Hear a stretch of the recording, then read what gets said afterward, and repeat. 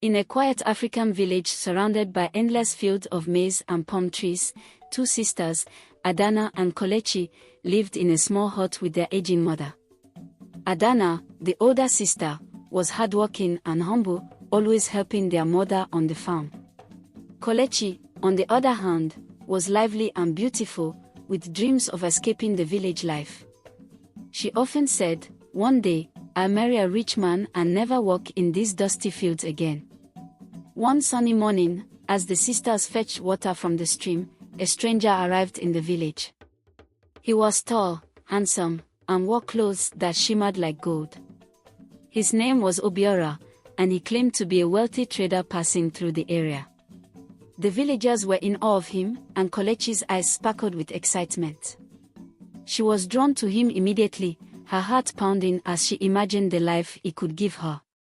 Obiora stayed in the village for several days, and Kelechi made sure to be noticed.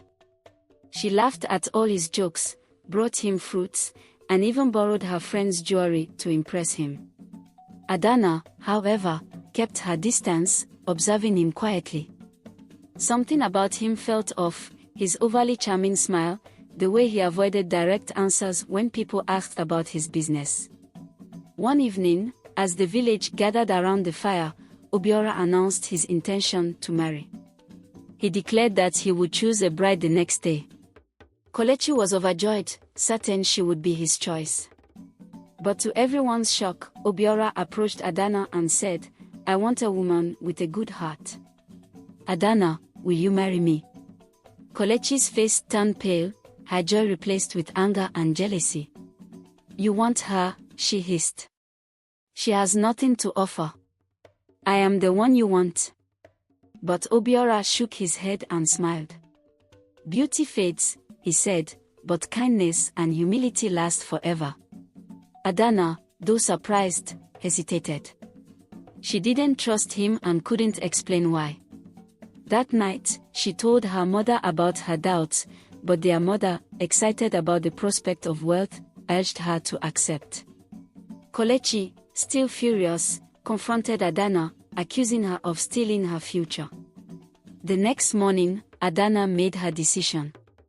"I cannot marry a man I do not trust," she said firmly. Obiora laughed, his eyes narrowing. "Then you're a fool," he said coldly, turning to Kelechi. "You do." Overwhelmed by the chance to escape poverty, Kelechi accepted without hesitation. They left the village that same day, the villagers cheering and Kelechi waving goodbye with a triumphant smile. Adana watched them disappear into the horizon, her heart heavy with worry. Months passed, and news from Kelechi never came. One day, a tattered figure stumbled into the village. It was Kelechi. Her once radiant face was now sunken, her clothes torn, and her eyes filled with regret. She revealed the truth: Obiora was no wealthy trader. He was a con artist who lured women with promises of wealth, only to abandon them after taking everything they owned. Kelechi sobbed, "I should have listened to you, Adana. All that glitters is not gold." But it was too late. The life she had dreamed of was gone, replaced by a harsh reality she could never escape. From that day on, the villagers spoke of the two sisters as a cautionary tale, a reminder that greed and vanity often lead to ruin. Adana continued her simple life, her heart burdened by the lessons her sister had learned the hard way. The moral of the story: true worth lies in character, not appearances, and choices made in haste often lead to regret.